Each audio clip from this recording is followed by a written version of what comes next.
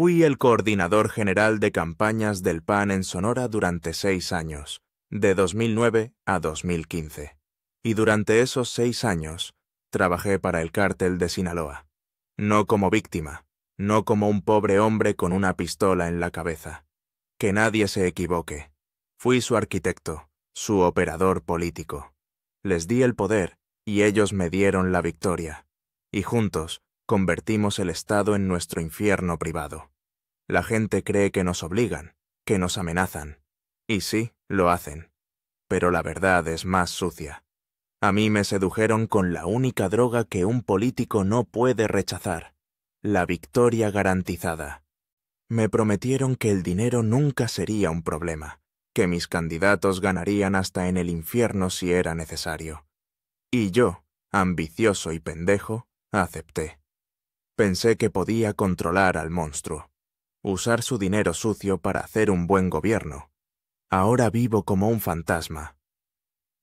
Mi nombre es John Doe, o como sea que me llamen esta semana. Vivo en un pueblo perdido en Idaho, donde la nieve borra cualquier rastro. Me cambiaron la cara, la voz, la vida. Pero no pueden cambiar los recuerdos. No hay noche que no vea la cara de Silvia, la periodista, o que escuche los gritos de esa masacre en Obregón. Esta confesión no es para que me perdonen, es para que sepan cómo funciona esta mierda. Todo comenzó en 2009, unas semanas después de que nuestro candidato ganara la interna para la gubernatura. No fue en una bodega ni en un callejón oscuro. Fue en el lobby del Fiesta Americana en Hermosillo. Yo estaba tomando un café, sintiéndome el rey del mundo. Entonces un hombre se sentó en mi mesa, impecablemente vestido, un reloj Patek Philippe en la muñeca. Parecía un banquero, no un narco. Se presentó como el gestor. Su voz era suave, casi un susurro, pero cada palabra pesaba una tonelada. Dijo que representaba a un grupo de inversionistas de la sierra interesados en la estabilidad y el progreso de Sonora. No usó la palabra cártel, no usó la palabra droga. Hablaba de negocios, de logística, de asegurar que las cosas fluyeran sin problemas. La oferta fue directa. Nosotros nos encargamos de que el dinero nunca sea un problema, coordinador. Ustedes se encargan de que, una vez en el poder, nuestros amigos no tengan problemas. Me reí. Le hablé de los principios del partido, de la lucha contra el crimen. Pura mierda. Él solo sonrió, me dio una palmada en el hombro y se fue. Al día siguiente, un sobre llegó a mi casa. No tenía remitente. Dentro no había dinero. Había una sola foto. Era mi hija saliendo de su universidad en Monterrey. Tenía un círculo rojo dibujado sobre su cabeza. El mensaje era cristalino. Ya no se trataba de ganar una elección. Se trataba de mantener viva a mi familia. Ahí entendí que ya no había opción de decir que no. Mi carrera, mi vida, todo acababa de terminar. Y la de ellos acababa de empezar. Todo comenzó una semana después de la foto. Una semana en la que no dormí, en la que cada sombra parecía una amenaza. La llamada llegó a las 2:17 de la madrugada, un martes. Recuerdo la hora exacta porque el reloj digital rojo me taladraba los ojos. El teléfono de la casa nunca sonaba a esa hora. Mi esposa se movió a mi lado. Descolgué antes de que sonara una segunda vez. «Coordinador», dijo una voz que no era ni grave ni aguda. Era plana, sin emoción, como el zumbido de un refrigerador.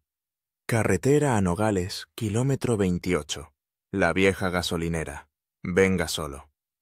«Tiene 20 minutos». No esperó respuesta. Colgó. El silencio que quedó después fue peor que la llamada. Era un silencio lleno de todo lo que podía pasar. Conduje mi Tahoe negra por la carretera vacía. Cada luz en el retrovisor me hacía sudar frío. ¿Me seguían? ¿Ya estaban ahí? Pensé en dar la vuelta, en ir a la policía. ¿Y decirles qué? ¿Que un hombre con voz de fantasma me citó en medio de la nada?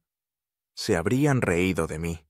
O peor, habrían informado a quien no debían. Ya para entonces, yo sospechaba que la policía no era nuestra. Llegué. La gasolinera estaba en ruinas, un esqueleto de concreto bajo la luna. Había una sola Suburban negra, con los vidrios polarizados, estacionada junto a las bombas oxidadas, las luces apagadas. Por un momento pensé que era una trampa, que me iban a matar ahí mismo. Pero un hombre bajó del asiento del copiloto. Era él. El gestor. El mismo del hotel, pero sin la sonrisa. Vestía igual de impecable. Traje oscuro, sin corbata. Pero ahora lo veía diferente. Noté una delgada cicatriz blanca que le cruzaba la ceja izquierda. Y sus ojos no tenían fondo. Eran los ojos de un tiburón. Se acercó a mi ventanilla y me hizo una seña para que bajara. El aire del desierto estaba helado, pero yo estaba empapado en sudor. No dijo hola. Abrió un folder color manila que traía en la mano. La primera foto era de mi esposa, María, saliendo del supermercado Calimax, empujando el carrito. La segunda, de mi hijo Pablo, de 12 años, celebrando un gol en su partido de fútbol del colegio. La tercera, de mi madre, saliendo de la misa de 7 en la Catedral de Hermosillo. Fotos nítidas, profesionales, tomadas de cerca. «Bonita familia, coordinador», dijo con esa voz plana, mientras me pasaba las fotos una por una. «Nos gusta su familia, es unida. Sería una verdadera lástima que algo se rompiera». No era una amenaza, era una declaración de hechos, un axioma, como decir que el cielo es azul o que el agua moja. Era una certeza absoluta. Se me secó la boca. Quise decir algo, protestar, hablar de mi partido, de mis principios, pero las palabras no salían. Solo pude mirar las caras sonrientes de mi familia en esas fotos. Él pareció leerme el pensamiento. Sonrió, pero fue una sonrisa sin alegría, solo un movimiento de músculos. «Guárdese el discurso, coordinador. Esto no es una negociación. Esto», continuó, «es una notificación. A partir de hoy, usted trabaja para nosotros». Me entregó una caja pequeña, de cartón negro. Dentro había un BlackBerry viejo, de los que ya nadie usaba. Pesaba como un ladrillo en mi mano. «Este teléfono siempre está encendido. Siempre. Si suena, contesta. No importa si está con el gobernador o con su esposa en la cama. Usted contesta». Luego me dio una tarjeta de presentación. Era blanca, completamente en blanco. En el reverso, escrito a mano con una pluma fina, había un número de 10 dígitos. «Este es el único número que va a necesitar. Memorícelo y queme la tarjeta. No lo guarde en ningún lado, solo en su cabeza». Miré el número. Se me grabó a fuego en la memoria. Cerró el folder con un movimiento seco. La reunión había terminado. «Nosotros ponemos las reglas. Usted las ejecuta», dijo como si fuera el resumen de un contrato. «¿Entendido, coordinador?» No me preguntó, me lo ordenó.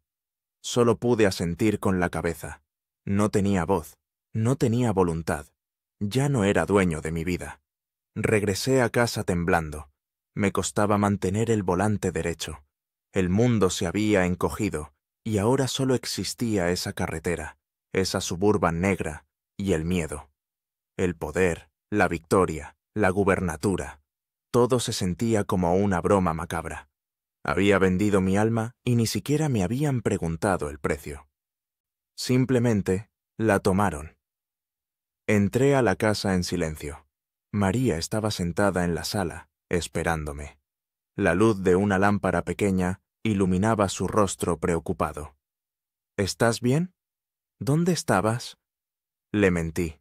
Le dije que un problema de la campaña, una reunión de emergencia, la peor mentira de mi vida, la primera de miles. Me abrazó. Sintió cómo temblaba. Me miró a los ojos. «¿Quién llamó tan tarde, amor? Me asustaste». Intenté sonreír, parecer normal. Forcé la voz para que no se quebrara. «Nadie, mi vida. Un número equivocado. Un loco». Pero yo sabía que no era un loco. Sabía perfectamente quién era. Era el diablo en persona. Y acababa de firmar mi contrato con sangre que aún no se derramaba. pero que yo ya podía oler. La sangre de todos los que vendrían después. Los primeros 6 meses fueron de aprendizaje. Aprender a ser cómplice sin parecerlo. El BlackBerry que me dio el gestor se convirtió en una extensión de mi mano. No sonaba, solo vibraba. Una vibración corta y seca, como un golpe en las costillas. Era mi nuevo jefe llamando a la oficina. Y mi oficina estaba en todas partes. Las órdenes llegaban una vez por semana, siempre los miércoles por la mañana. Eran cortas, precisas, sin espacio para la interpretación. El comandante de la Policía Estatal en San Luis Río, Colorado, un tal Valenzuela, se jubila, anticipadamente. Ponga a cargo a su segundo, a Romero. Él ya sabe qué hacer. Yo no preguntaba, solo ejecutaba. Luego vinieron las órdenes operativas. Coordinador, la carretera federal 2, tramo Caborca-Santa Ana. Esta noche, de 1 a 4 de la mañana, quiero 0 patrullaje. 0. Unos camiones con ganado fino necesitan pasar sin contratiempos. Ganado fino. Así le llamaban a los cargamentos de cocaína que venían de Sudamérica y cruzaban por el puerto de Guaymas. Aprendí el lenguaje. Incentivos eran sobornos. Limpieza era una ejecución. Alinear a un alcalde significaba amenazar a su familia. Me convertí en un traductor del infierno. Traducía susurros del diablo en memorandos oficiales y órdenes gubernamentales. Y lo hacía bien. Era un excelente coordinador. Descubrí que no estaba solo en esto. De hecho, era el último en llegar a la fiesta. Mi propio secretario particular, un joven brillante del ITESM, llamado David, era uno de ellos. Un día vi en mi agenda una reunión de seguridad con empresarios de Obregón. Yo nunca la autoricé. Lo confronté en mi oficina. Le cerré la puerta. «¿Qué es esta mierda, David?» Él ni se inmutó. Me miró con una calma que me heló la sangre. «Hay ciertos temas, coordinador, que es mejor que usted no sepa. Son reuniones de seguimiento, para nuestros amigos de la sierra». Lo dijo como si hablara del pronóstico del tiempo. Ahí entendí. Mi agenda, mis llamadas, mis movimientos, todo estaba monitoreado. David no era mi asistente, era mi vigilante. Las reuniones de seguridad del gabinete, donde el gobernador se sentía tan importante, eran una farsa. Las minutas reales se escribían en otro lado y se enviaban por otro tipo de mensajería. El sistema funcionaba como un reloj suizo.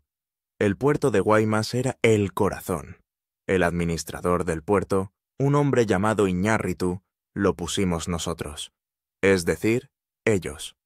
Contenedores de China con precursores para metanfetamina entraban como partes para maquiladoras. Salían toneladas de cocaína hacia Estados Unidos, etiquetadas como camarón congelado. El dinero público era la sangre que alimentaba a la bestia. De pronto, Sonora tenía un superávit presupuestario. ¡Qué buena administración!, decían los periódicos. La verdad era que el cártel inyectaba millones de dólares a través de contratos de obra pública. Repavimentamos 200 kilómetros de la carretera a Nogales. La mejor carretera del país. Era su ruta principal. Luego aparecieron los nuevos empresarios. Querían invertir en todo. Transporte público, recolección de basura, seguridad privada. Un grupo de Sinaloa ganó la concesión de las rutas de autobuses en Hermosillo. No les interesaban los pasajeros. Cada autobús tenía compartimentos secretos. Movían armas y dinero por toda la ciudad, a plena luz del día. Los alcaldes lo sabían. Venían a mi oficina, sudando, pálidos. El de Cananea, un hombre bueno, viejo, vino a pedirme permiso para un nuevo pozo de agua. El problema es que el pozo estaba en medio de la nada, justo donde aterrizaban sus avionetas. No me pedía permiso a mí, le pedía permiso al verdadero gobierno.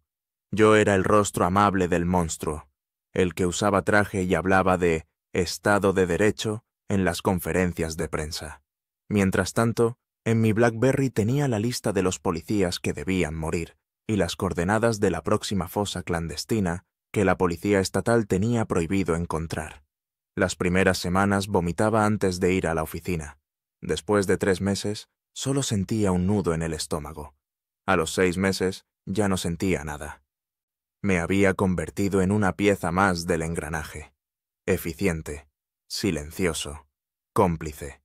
Mi esposa, María, me preguntaba por qué ya no dormía, por qué miraba por la ventana a las 3 de la mañana. Le decía que era el estrés del trabajo, la presión de gobernar. ¡Qué ironía! Yo no gobernaba nada, solo obedecía. «Felicidades por los resultados, coordinador», me dijo una vez el gestor, en una de sus pocas llamadas personales. «Está demostrando ser una excelente inversión». Inversión. Eso era yo. Un activo en su portafolio. Un bien fungible con fecha de caducidad. En esos 6 meses, facilité el nombramiento de 14 jefes de policía corruptos. Desvié cerca de 120 millones de pesos a sus empresas fantasma. Y vi pasar por mi escritorio los reportes de al menos 47 desaparecidos que sabía perfectamente dónde estaban. Aprendí la regla más importante de todas. El sistema no se puede combatir, porque no es un sistema ajeno al gobierno, es el gobierno. La estructura criminal no estaba infiltrada en el poder. La estructura criminal era el poder. Y yo era su jodido coordinador general. Cuando alguien se quejaba, cuando algún periodista preguntaba demasiado, simplemente desaparecía. No había un juicio, no había una investigación. Solo un silencio. Un espacio vacío donde antes había una persona. Y yo era el que ayudaba a cavar ese hoyo, a borrar ese nombre de la lista de los vivos. Se llamaba Regina Coronado. Era reportera de Proceso. Una mujer menuda, de unos 40 años, pero con más huevos que todo el gabinete junto. Estaba investigando la asignación de contratos de obra pública en el puerto de Guaymas. Estaba conectando los puntos. Estaba llegando demasiado cerca. El BlackBerry vibró una noche. Era él. «Coordinador, tiene usted una periodista muy curiosa». Su voz era tan plana como siempre, como si estuviera comentando el clima. «Se está metiendo donde no la llaman». Se me heló la sangre. Intenté ser el político, el negociador. «Déjemelo a mí», le dije. «Yo hablo con ella, le ofrezco una exclusiva, la distraigo con otra cosa». Hubo un silencio al otro lado de la línea. Un silencio largo, pesado. Luego su voz, casi un susurro. «Ya es tarde, licenciado. Ya es tarde». Colgó. 2 días después, encontraron su cuerpo en la cajuela de Tsutsuru, abandonado en un camino de terracería cerca de Bahía de Kino. La habían torturado. La habían violado. Habían estrangulado. La noticia oficial fue crimen pasional. Una mentira asquerosa que yo mismo ayudé a redactar para el comunicado de prensa. Fui a su funeral. Tenía que hacerlo, para mantener las apariencias. Su madre, una viejita encorvada vestida de negro, se me acercó en el panteón. Me agarró del brazo con una fuerza que no parecía posible. Me miró a los ojos. «Usted sabe quién la mató, ¿verdad, licenciado? Usted sabe». No pude responder. Me di la vuelta y caminé hacia mi camioneta. Apenas llegué al estacionamiento, abrí la puerta y vomité en el asfalto. Vomité el café, el miedo, la culpa. Vomité un pedazo de mi alma. Mi esposa me encontró así, llorando y temblando. «¿Qué pasa, amor?» «Nada», le dije, limpiándome la boca. Estrés del trabajo. Luego vino lo de Obregón. Fue en 2011. La guerra entre ellos y los Zetas había llegado a Sonora. La plaza se calentó. La orden llegó un jueves por la tarde, por el BlackBerry. «Coordinador, necesito que la policía estatal y municipal desaparezcan del cuadrante sur de Ciudad Obregón. Desde las 10 de la noche del viernes hasta las 6 de la mañana del sábado. 0 patrullas. 0 respuesta a llamadas del 066. Por primera vez me atreví a preguntar. ¿Por qué? La respuesta fue inmediata y fría. Reorganización territorial. No necesitaba más explicación. Entendí perfectamente lo que significaba. Iba a haber una masacre, una limpieza, y aún así di la orden. Llamé al secretario de Seguridad Pública, a nuestro hombre. Le dije que era una operación federal encubierta, que eran órdenes de muy arriba. Él no hizo preguntas. Ya sabía cómo funcionaba esto. Él también obedecía. Esa noche no dormí. Escuchaba las sirenas a lo lejos, imaginando el infierno. Al día siguiente, las noticias hablaban de enfrentamientos entre grupos rivales. El saldo oficial, 12 muertos. La cifra real la supe una semana después, cuando el comandante Morales, el jefe de la estatal, vino a mi oficina.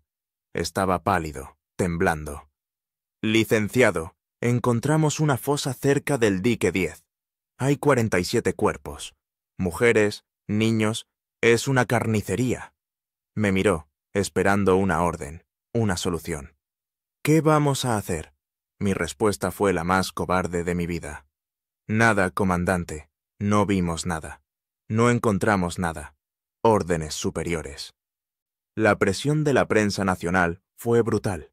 Tuve que dar una conferencia de prensa. Un reportero de la Ciudad de México me preguntó a quemarropa: ¿es cierto que los Zetas y el cártel de Sinaloa se disputan el Estado y que el gobierno está rebasado? Miré a la cámara, ajusté mi corbata y mentí con la cara más seria que pude. En Sonora hay completo Estado de Derecho. Son hechos aislados que estamos investigando. No permitiremos que el crimen organizado se asiente en nuestro Estado. Cada palabra me sabía a ceniza, pero lo que me rompió, lo que finalmente me hizo entender que tenía que salir de ahí, fue mi hijo. Pablo. Tenía 17 años. Una tarde llegó a casa del colegio. Pálido. Me dijo que unos hombres en una camioneta de lujo se habían acercado a él y a sus amigos a la salida. Les ofrecieron trabajo. Muchachos inteligentes como ustedes no deberían estar perdiendo el tiempo. Con nosotros pueden ganar en un mes lo que sus papás no ganan en un año. Mi hijo, ingenuo, orgulloso, les contestó: no, gracias. Mi papá trabaja en el gobierno. Los hombres sonrieron. Ah, sí, lo sabemos. Dile a tu papá que le mandamos saludos. El corazón se me detuvo. El aire se me fue de los pulmones. Eran ellos. Estaban reclutando en la escuela de mi hijo. Estaban marcando a mi familia. Esa misma noche, sin decirle nada a nadie, empecé a buscar en Internet sobre programas de asilo político en Estados Unidos. 2 días después, mientras mi esposa dormía, el BlackBerry vibró. Era el gestor. Coordinador, su hijo es un muchacho muy educado. Nos cayó bien. Lástima que sea tan orgulloso. Mi voz fue un hilo. Déjenlo fuera de esto. Es solo un niño. La risa al otro lado del teléfono fue lo más aterrador que he escuchado en mi vida. No fue una risa de alegría. Fue un sonido seco, hueco. Nadie está fuera de esto, licenciado. Nadie. Fue entonces cuando decidí que tenía que terminar. De alguna manera tenía que salir de este infierno. La amenaza a mi hijo no fue una advertencia, fue una sentencia. Entendí que para ellos yo no era un socio, era una herramienta. Y las herramientas, cuando ya no son útiles, se desechan. Se tiran a la basura o se rompen para que nadie más las use. Yo no iba a dejar que me rompieran. Estábamos en 2015. El sexenio se acababa. Una parte de mí, la parte más pendeja e ingenua, creía que al terminar el gobierno de nuestro candidato, mi contrato también terminaría, que me darían las gracias, una palmada en la espalda y me dejarían ir.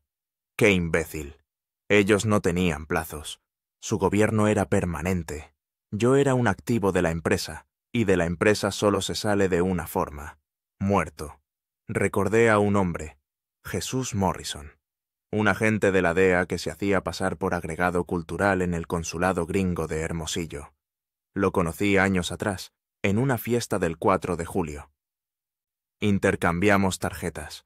Guardé la suya en un cajón olvidado, un por si acaso, que nunca pensé usar. Encontrar esa tarjeta fue como encontrar la única llave en una prisión en llamas.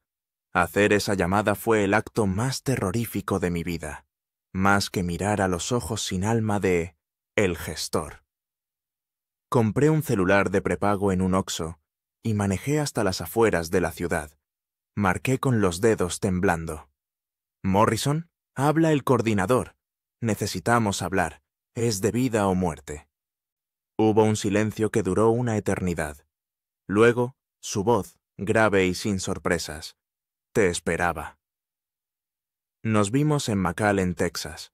Tuve que inventar un viaje de trabajo, un supuesto seminario de comercio binacional. Cada segundo, desde que salí de mi casa hasta que crucé el puente en Nogales, sentí sus ojos en mi nuca. El aire de Texas se sentía diferente. No era aire de libertad, era el aire de la antesala del infierno o del purgatorio. Aún no sabía cuál. El motel era de esos baratos junto a la carretera. Olía a humedad y a desinfectante. Morrison no perdió el tiempo en formalidades. Se sentó en una silla, con una botella de agua en la mano, y solo dijo, «Habla». Y yo hablé. Vomité 6 años de mierda, de nombres, de fechas, de operaciones. Al final, casi sin aliento, se lo supliqué. «Necesito protección. Para mí y mi familia. A cambio les doy todo». Morrison escuchó por horas sin interrumpir. Su rostro era una máscara. Cuando terminé, se quedó callado un minuto entero, mirándome, calibrándome. Luego se inclinó hacia adelante, su voz apenas un susurro. «¿Qué tan arriba llega esto, coordinador?» Tomé aire. La respuesta sellaba mi destino. «Hasta los pinos, hermano. Esto no se acaba en Sonora». Los siguientes meses fueron una pesadilla de doble vida. De día, era el coordinador general, sonriendo en reuniones y dando órdenes que me dictaban por el BlackBerry. De noche, era una rata en mi propio barco, copiando documentos, grabando conversaciones, pasando información a Morrison a través de correos encriptados. Cada día que despertaba vivo era una pequeña victoria. Pero ellos no eran tontos. Empezaron a sentirlo. La atmósfera se volvió pesada, cargada de sospecha. Las miradas duraban un segundo más de lo normal. Las sonrisas no llegaban a los ojos. Sabían que había una fuga de información. Sabían que la rata estaba cerca. Un día, saliendo del Palacio de Gobierno, me interceptó el Flaco, uno de sus jefes de sicarios en la capital. Un tipo flaco, nervioso, con ojos de animal depredador. Puso su mano en mi hombro, una mano pesada, nudosa. «Oiga, licenciado», dijo con una sonrisa que no ocultaba nada. «Por ahí andan diciendo que usted se ha vuelto muy platicador. Espero que sean puros chismes. A la empresa no le gustan los soplones». La confirmación llegó una semana después. El gestor me citó en el penthouse de un edificio que ellos mismos habían construido con dinero lavado. Me sirvió un tequila de $1000 la botella. Habló del futuro, de la transición, de lo bien que yo había trabajado. Su voz era suave, casi melosa. Una serpiente arrullándote antes de morder. «Estamos muy satisfechos con su desempeño, coordinador», dijo, mirando las luces de la ciudad. «Tanto que ya hemos seleccionado a su reemplazo para la siguiente administración. Un joven muy capaz. Usted ya puede ir pensando en un retiro tranquilo y permanente». El mensaje era inequívoco. Mi utilidad había expirado. Le di las gracias. Me terminé el tequila de un trago. Le estreché la mano. Caminé hacia el elevador, sintiendo su mirada clavada en mi espalda. Las puertas se cerraron y me vi reflejado en el acero pulido. Un hombre pálido, sudoroso, sentenciado. Salí de ese edificio sabiendo que era hombre muerto. Mi única esperanza era que Morrison se moviera más rápido que ellos. La noche del 28 de noviembre de 2015, mi último día oficial en el cargo, fingí una cena de despedida en el Hotel Lucerna. Invité a todo el gabinete. Había discursos, abrazos falsos, promesas de seguir en contacto.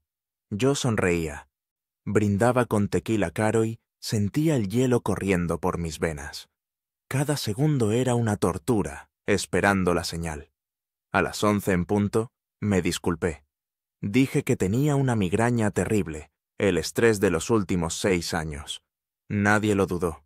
Me vieron pálido, sudoroso. Era la verdad, pero no por el estrés del trabajo. Era el miedo puro. Salí por la puerta de la cocina, entre el olor a grasa y el ruido de los platos. Afuera, en el callejón de servicio, me esperaba un Ford Fusion sin insignias. Dentro iban 2 gringos, agentes de la DEA. No dijeron una palabra, solo asintieron. Uno conducía. El otro miraba el retrovisor sin parar. El silencio en ese coche era más denso que el concreto. Cada semáforo en rojo era una eternidad. Cada coche que se acercaba era una posible ejecución. Dejamos mi Tahoe blindada en el estacionamiento del hotel, un señuelo para ganar tiempo. Condujimos toda la noche. Evitamos las carreteras principales. Cruzamos la frontera por un punto ciego cerca de Reynosa a las 3:17 de la madrugada. Un agente de aduanas gringo, cómplice de Morrison, ni siquiera miró nuestros pasaportes falsos. Solo levantó la barrera.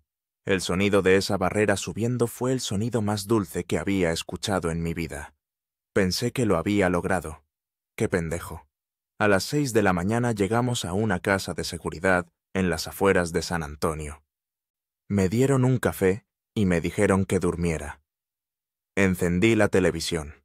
A las 8, mi cara estaba en todos los noticieros mexicanos. Ex coordinador de campaña desaparece. Se teme secuestro. No era un secuestro. Era una declaración de guerra. Y la respuesta no tardó en llegar. El cártel de Sinaloa tardó 2 días en entender que no era un secuestro, sino una traición. La orden fue inmediata y pública en su mundo. $5 millones por mi cabeza. Vivo o muerto. Preferiblemente vivo para que pudieran mandarme a mi familia en pedazos. La cacería había comenzado. Los primeros en caer fueron errores. Mataron a 3 hombres en Hermosillo que tenían camionetas parecidas a la mía y se peinaban como yo. 3 inocentes, daños colaterales. Para ellos, solo eran números en un reporte de bajas.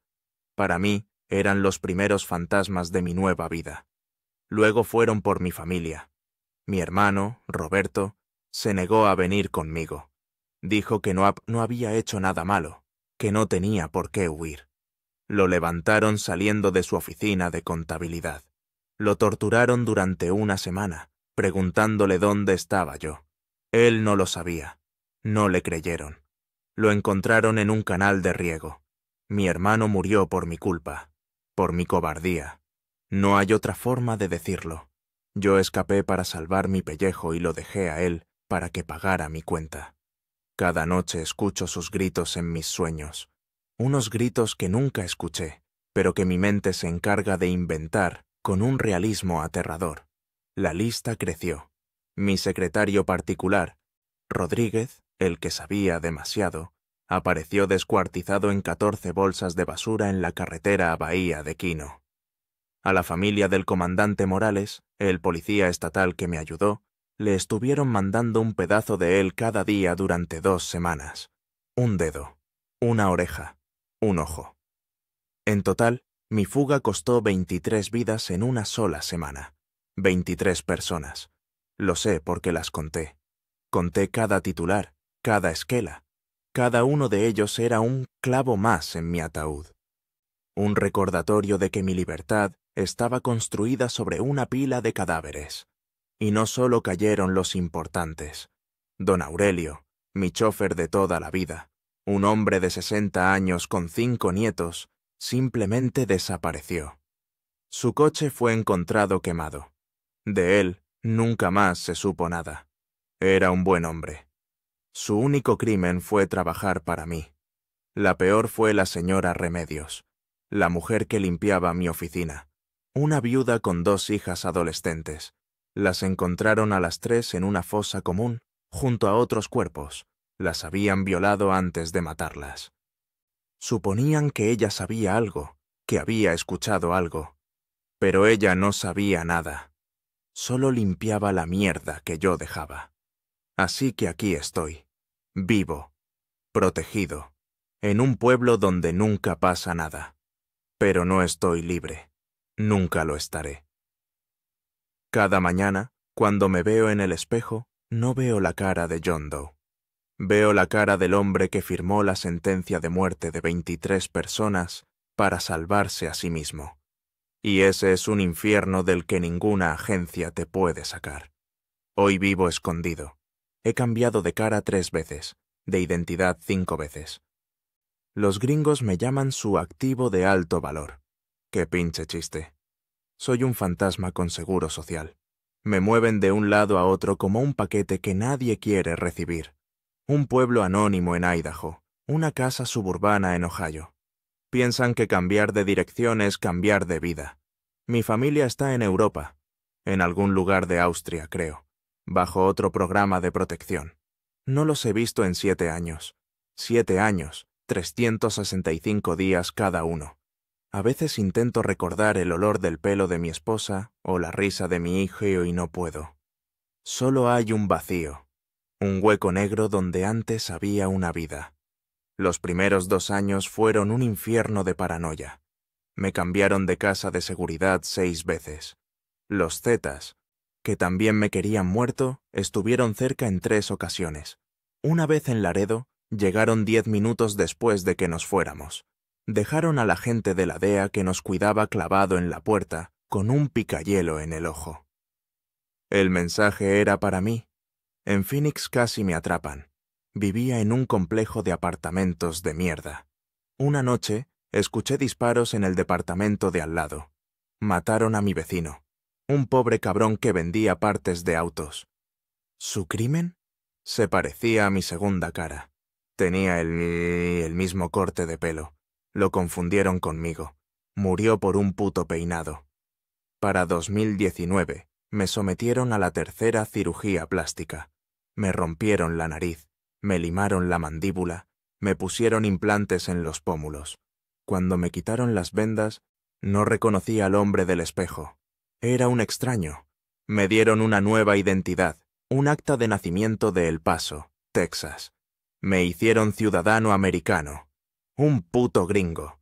Ahora vendo seguros de vida en una ciudad cuyo nombre no importa.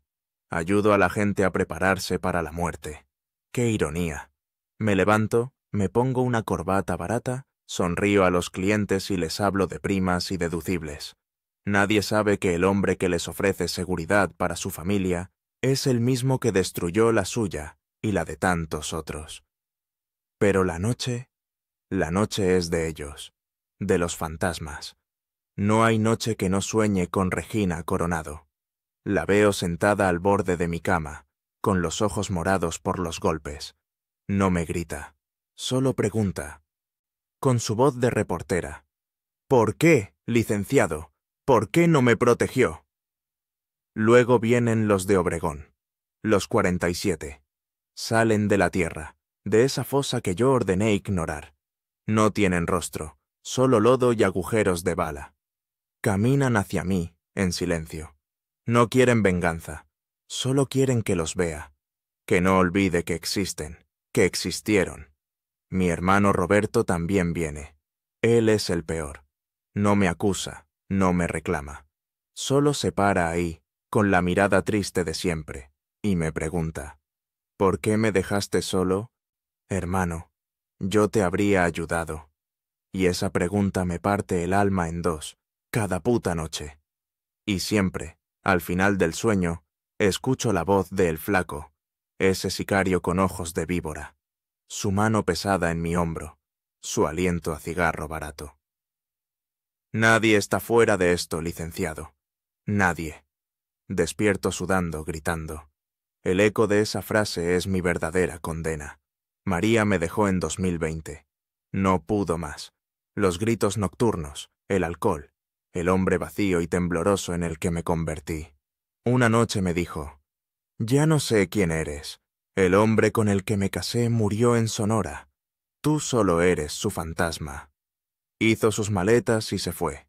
No la culpo. Con mis hijos es peor. Hablamos una vez al año por Skype. Una llamada controlada por los federales, con nombres falsos. Hola, Paul. ¿Cómo estás, Susan? Son adultos, tienen sus vidas. Me miran con una mezcla de lástima y rencor. Yo soy solo un recuerdo doloroso que prefieren olvidar. El padre que desapareció para convertirse en un secreto vergonzoso. A veces, en la quietud de esta vida falsa, me pregunto si valió la pena. Y no lo sé. La información que di sirvió para que los gringos capturaran a un par de jefes de plaza, un par de cabezas que fueron reemplazadas al día siguiente por otras más jóvenes, más violentas. Fue como quitar 2 gotas de agua del océano. El cártel sigue ahí, más fuerte que nunca. El sistema que yo ayudé a construir sigue funcionando a la perfección. Mi sucesor, el nuevo coordinador, hace exactamente lo mismo que yo. Quizás hasta lo hace mejor. No cambié nada, solo cambié los nombres en el cementerio. A veces pienso que debí quedarme callado, que debí aceptar mi destino, mi retiro permanente. Quizás así solo habría muerto yo. Quizás mi hermano seguiría vivo. Quizás mi familia seguiría unida. Mi traición no trajo justicia, solo trajo más muerte. Y esa es la única verdad con la que tengo que vivir. Ayer recibí una llamada que me heló la sangre. Eran las 3 de la madrugada.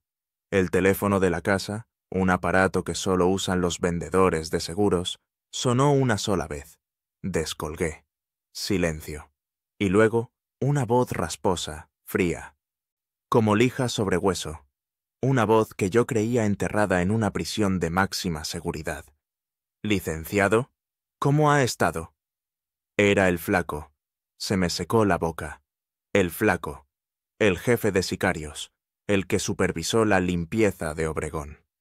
La prensa había dicho que lo mataron en un motín en Almoloya en 2019. Lo apuñalaron 47 veces, una por cada cuerpo en la fosa. O eso nos hicieron creer a todos. Tartamudeé su nombre. Él se rió. Una risa seca, sin alegría. Yo no, licenciado. El que está muerto es usted, solo que todavía no se ha dado cuenta. Me citó para hoy, a las 9 de la mañana. No en un callejón, no en una bodega. En el café al que voy todos los días. Ese que se llama Mountain View, a 2 cuadras de su casa. Lindo lugar. Nos vemos ahí. Colgó. No me dio opción. Por primera vez en 7 años, no pensé en correr. Estaba cansado. El fantasma ya no quería huir. Quería verle la cara al diablo por última vez. Llegué puntual. El lugar olía a café y a pan recién horneado. La normalidad era insultante. Me senté en mi mesa de siempre, la que da a la ventana.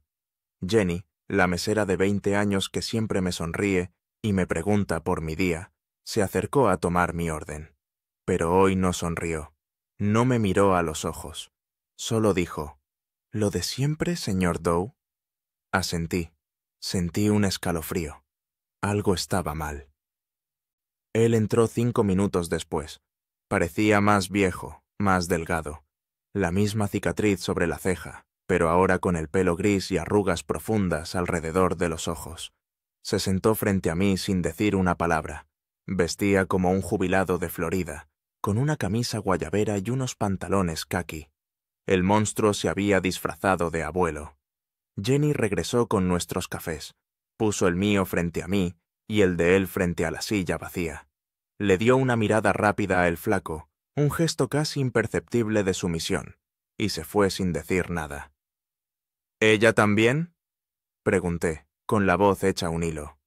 Él tomó un sorbo de su café, saboreándolo. Jenny lleva 6 meses reportando cada uno de sus movimientos. Licenciado. Un encanto de muchacha. Mi mundo, esa pequeña y frágil burbuja de seguridad, se reventó en ese instante. Cada sonrisa, cada «¿Cómo está su día, señor Doe?», había sido una mentira. Un reporte diario para mis verdugos. El flaco pareció leerme la mente. Tenemos gente en todos lados. La DEA, el FBI, la CIA. Son solo corporaciones, licenciado. Y nosotros somos excelentes clientes. Siempre supimos dónde estaba, continuó, con esa calma aterradora. Desde el primer día que pisó Texas, su escape fue autorizado, controlado. Dejó caer la bomba como si nada. El agente Morrison, ¿lo recuerda? El gringo que lo salvó. Trabaja para nosotros desde 2010. Un hombre muy práctico. Se me fue el aire. Morrison, mi salvador, mi contacto, el arquitecto de mi nueva vida. Todo había sido una farsa, una puesta en escena. Pero la información que di, balbuceé. Los arrestos, los decomisos. El flaco sonrió, mostrando unos dientes manchados de nicotina. Claro, una información muy valiosa. Nos ayudó a eliminar a un par de comandantes ambiciosos que querían competir con el patrón. Usted no fue un traidor, licenciado. Fue una herramienta de limpieza interna. Muy, muy eficiente. El café me sabía a veneno. Cada palabra suya era un clavo en mi ataúd. ¿Y mi familia? Pregunté, temiendo la respuesta. Su familia está perfectamente bien en Austria, segura, porque así nos convenía. Un hombre con la familia amenazada es impredecible. Un hombre que se cree a salvo es dócil. Su jaula nunca tuvo barrotes de verdad, licenciado. Solo paredes que usted no podía ver. Me miró fijamente, y por primera vez vi algo más que maldad en sus ojos. Vi una especie de lástima condescendiente. Usted nunca entendió el juego. Siempre creyó que era una víctima, un pobre hombre atrapado. Pero la verdad es que le encantaba. Le gustaba el poder. Le gustaba que le llamaran coordinador. Le gustaba mover los hilos. Tenía razón. Esa era la verdad más dolorosa de todas. Pude haber dicho que no desde el principio. Pude haber huido mucho antes. Tuve 1000 oportunidades de ser un mártir, un héroe. Pero esperé. Esperé hasta que me iban a matar a mí. No me rebelé contra el sistema por justicia. Me rebelé para salvar mi propio pellejo. Las vacaciones se terminaron. Licenciado, dijo, terminando su café. Hay trabajo que hacer.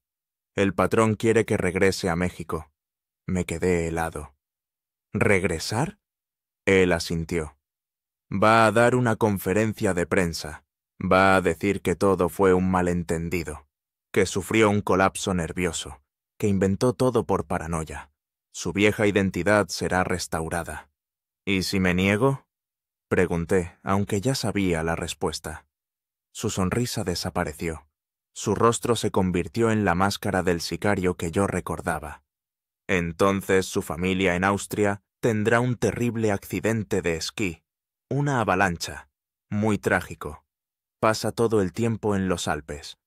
Me dio 48 horas para pensarlo, pero no había nada que pensar. La decisión ya estaba tomada por mí, 7 años atrás, en el momento en que acepté hablar con Morrison.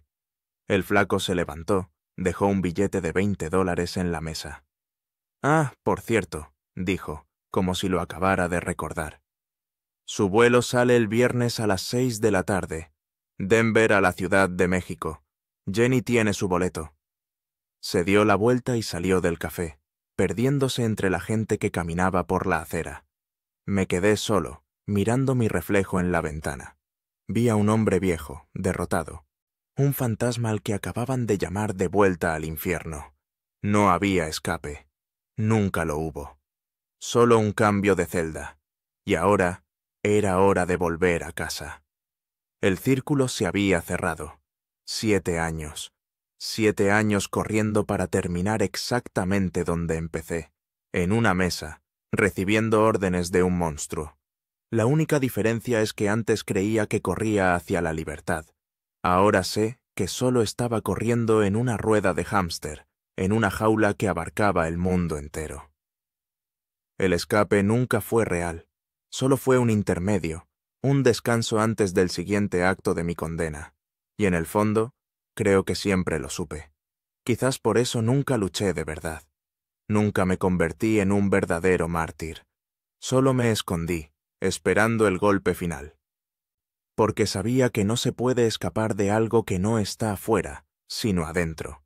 Adentro de las instituciones, adentro de los bancos, adentro de las agencias de inteligencia. Y, sobre todo, adentro de mí. La bestia a la que serví no vivía en la sierra, vivía en mi propia ambición. El flaco tenía razón. Me gustaba el poder. Me encantaba ser el coordinador. Me encantaba entrar a una habitación y que el silencio se hiciera denso, que los hombres importantes bajaran la mirada. Me gustaba saber que una llamada mía podía cambiar el destino de una ciudad. Eso es más adictivo que cualquier droga, más potente que la cocaína. El miedo que inspiraba era mi vicio. Y por ese vicio vendí mi alma, y la de todos los que me rodeaban. Ahora el camino de regreso está trazado con una claridad brutal. El viernes, un vuelo de Denver a la Ciudad de México. El lunes a las 10 de la mañana, mi primera reunión de planeación estratégica, con el flaco, en un hotel de Polanco. Todo empieza de nuevo. Volveré a sonreír, a estrechar manos, a redactar comunicados de prensa llenos de mentiras.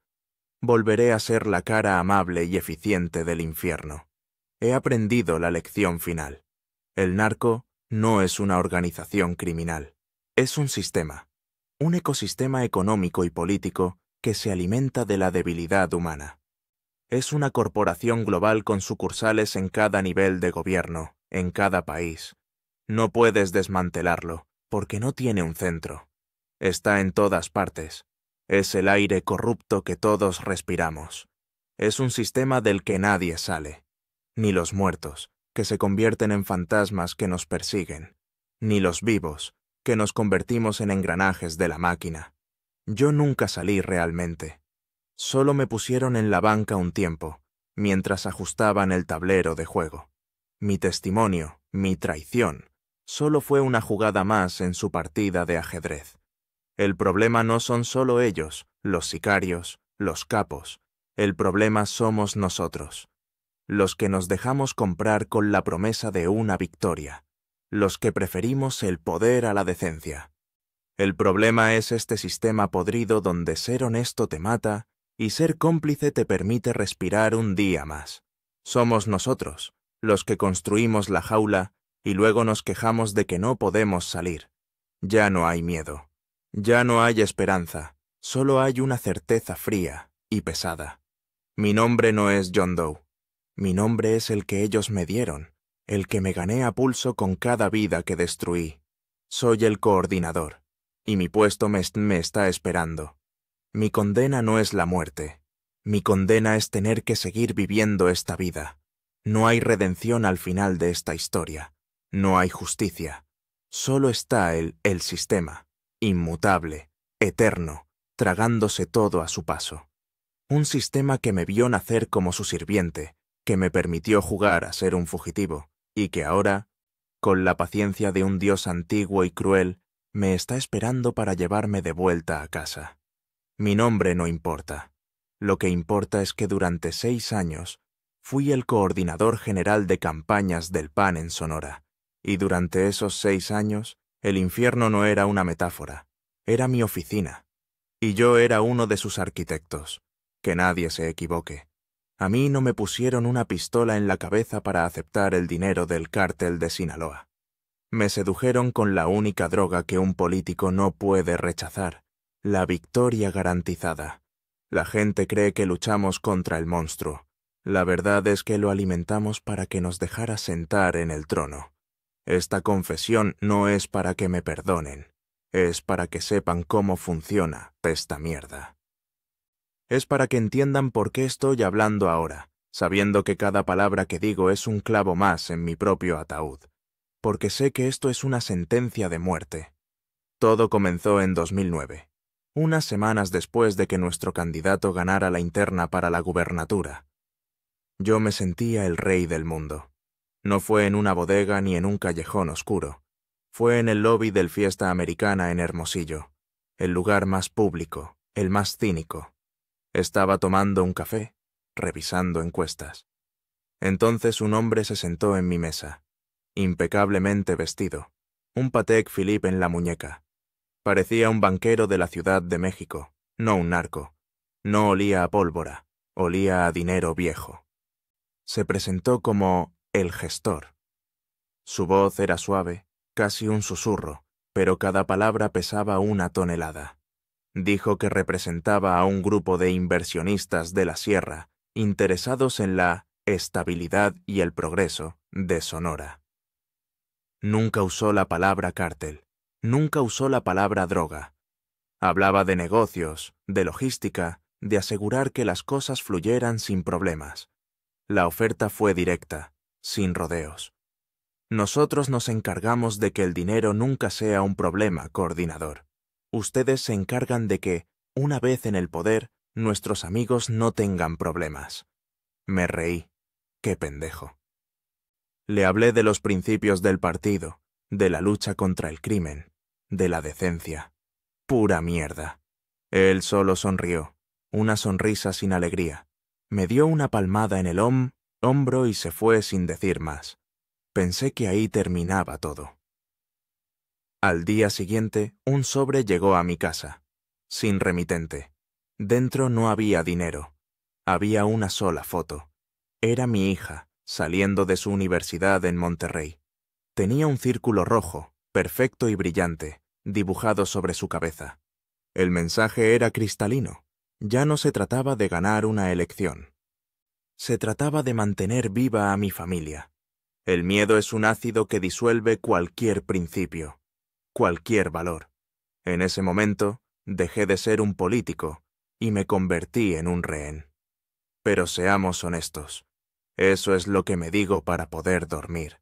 La verdad es más sucia. Una parte de mí, la más podrida, vio la oportunidad. Vi la posibilidad de ser el hombre más poderoso detrás del gobernador. Me dije a mí mismo la mentira más vieja de la política, que el fin justificaba los medios. Me convencí de que usaríamos su dinero sucio para hacer un buen gobierno, para construir hospitales, para pavimentar calles. Yo pensé que podía controlar al monstruo, usarlo y luego desecharlo. ¡Qué pendejo fui! Ahí entendí que ya no había opción de decir que no.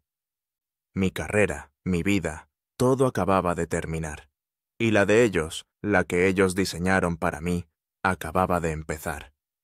Una semana después de la foto, el dinero empezó a llegar. No en transferencias bancarias, no en maletines elegantes. Llegaba en maletas deportivas, Nike, Adidas. Las dejaban en la cajuela de mi Tahoe en el estacionamiento del Costco. Millones de dólares en efectivo, oliendo a humedad y a miedo. Mi trabajo era hacer que ese dinero apestoso pareciera limpio. Creamos una docena de empresas fantasma de la noche a la mañana. Consultores de imagen del noroeste, logística y marketing Sonora Avanza. Pura fachada. Facturaban servicios que nunca existieron. Miles de encuestas telefónicas, millones de volantes, ejércitos de brigadistas imaginarios. Aprendí las reglas rápido. La primera era, no hagas preguntas. La segunda, obedece sin dudar. La tercera, y la más importante, todos a tu alrededor pueden ser uno de ellos. Lo descubrí de la peor manera.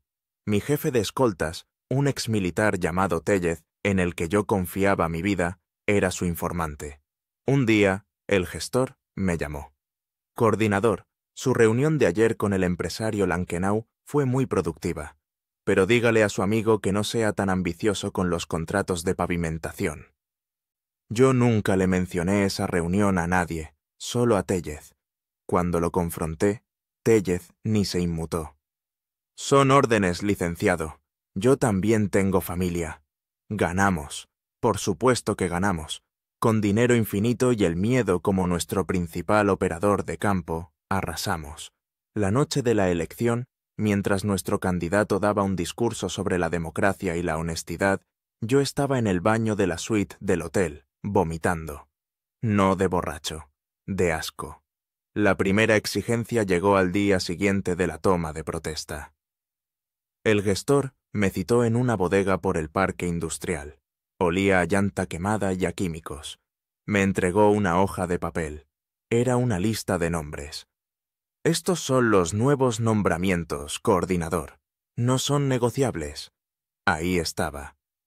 El nuevo secretario de Seguridad Pública, un tal comandante Valdivia, conocido por su brutalidad en Juárez. El nuevo procurador del Estado, un abogado corrupto de Sinaloa. Y los jefes de policía de Nogales, San Luis Río Colorado y Ciudad Obregón. Ya no éramos un gobierno, éramos una sucursal. La joya de la corona era el puerto de Guaymas. Pusimos a su hombre como administrador. Un tipo gris, sin experiencia, pero con una lealtad absoluta a la sierra. De la noche a la mañana, ciertos contenedores que llegaban de China, con partes de tractor, pasaban sin inspección. Eran los precursores químicos para cocinar metanfetamina que inundaría las calles de Phoenix y Los Ángeles. Mi chofer, Javier. Un hombre bueno, de pueblo, que había trabajado para mi familia por 20 años, empezó a notar las cosas, las reuniones raras, los hombres armados. Un día, con esa inocencia que solo tiene la gente decente, me preguntó: «Oiga, licenciado, ¿por qué siempre nos vemos con esos señores tan mal encarados?» Le dije que eran inversionistas. Una mentira que se me atoró en la garganta. Al día siguiente, Javier no se presentó a trabajar. Su esposa llamó llorando. Había tenido un accidente en la carretera a Quino.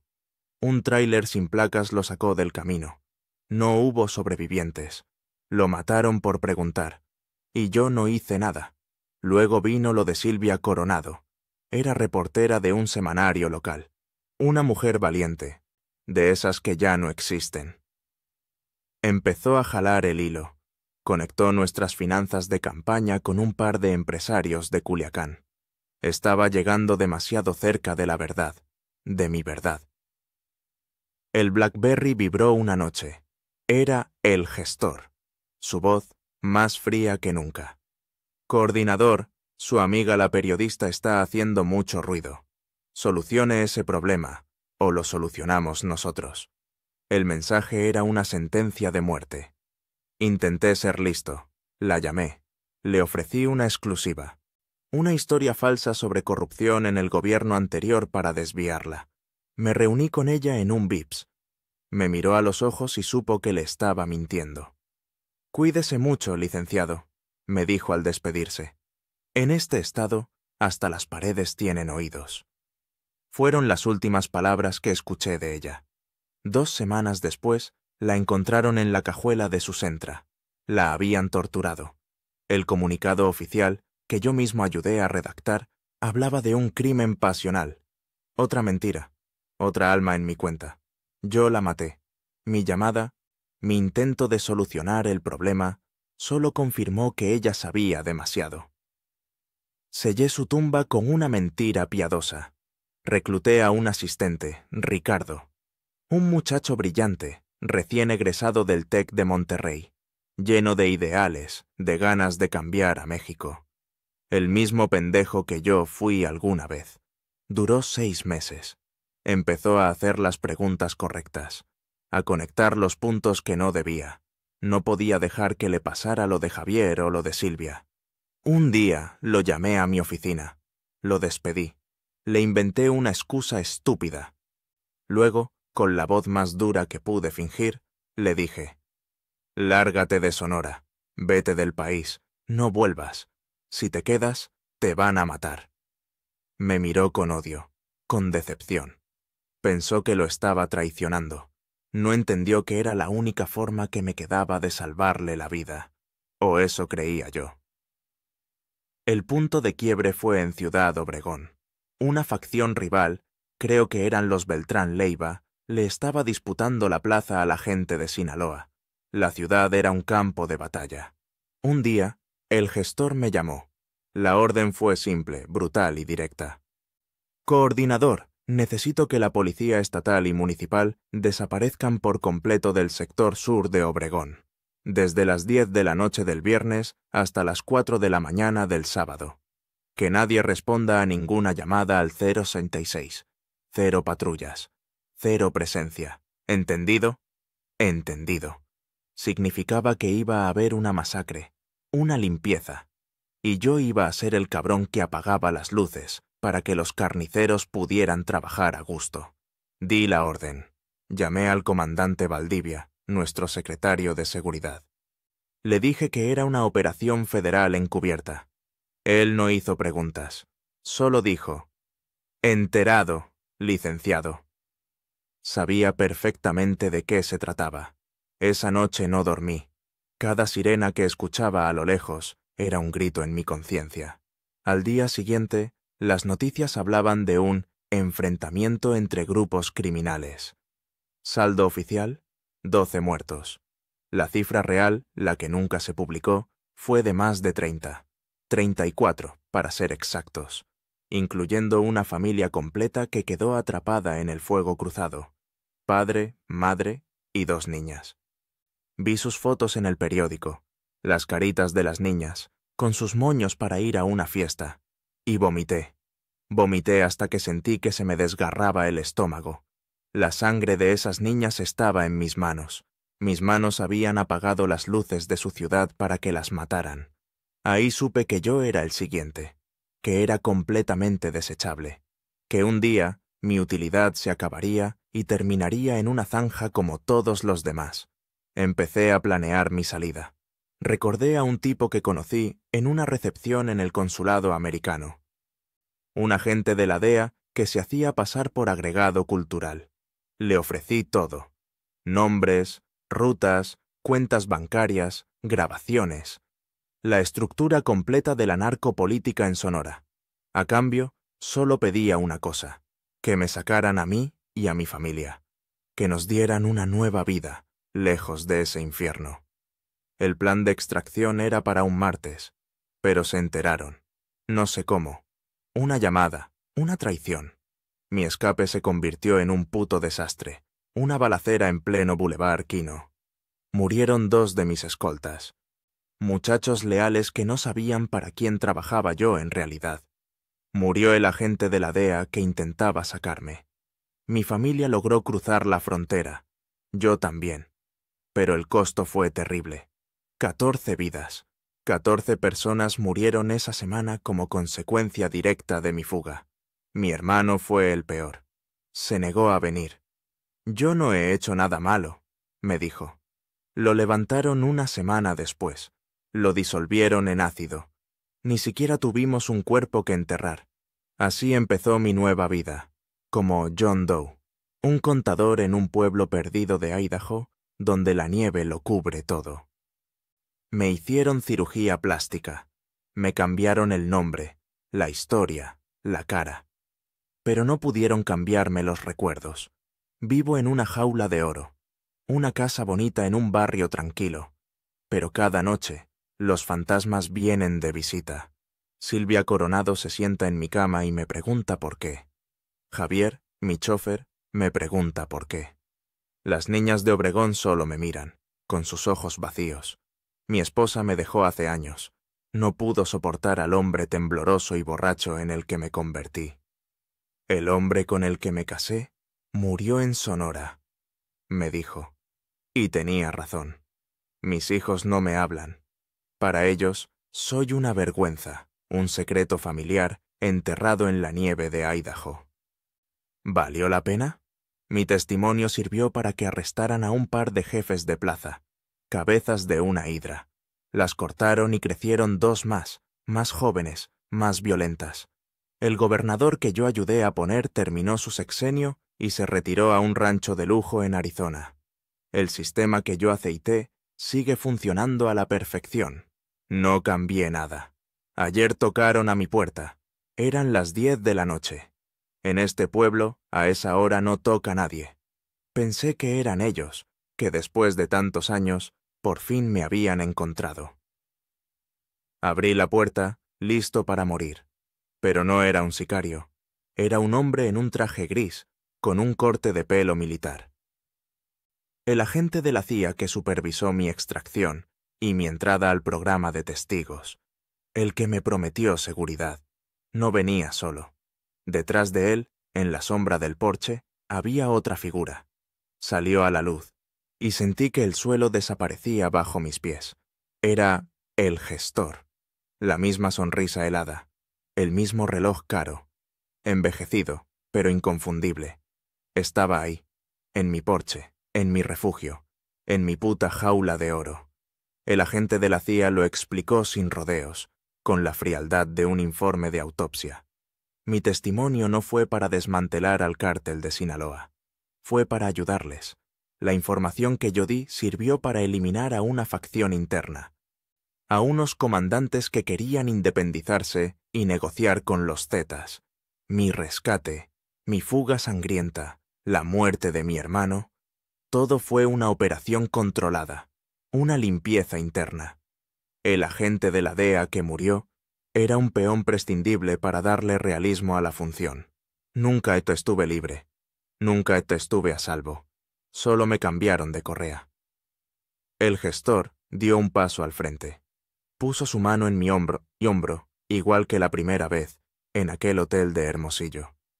Las vacaciones terminaron, coordinador, dijo, con esa voz suave que era el sonido de mi condena. Tenemos una nueva campaña que ganar en Jalisco. Y necesitamos al mejor. Ahora entiendo.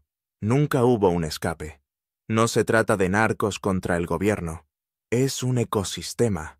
Un negocio global donde los cárteles son las franquicias y ciertos elementos de los gobiernos de México y Estados Unidos son el consejo de administración. Y yo solo fui un empleado del mes. Esta confesión no es para buscar perdón. Es mi última bala.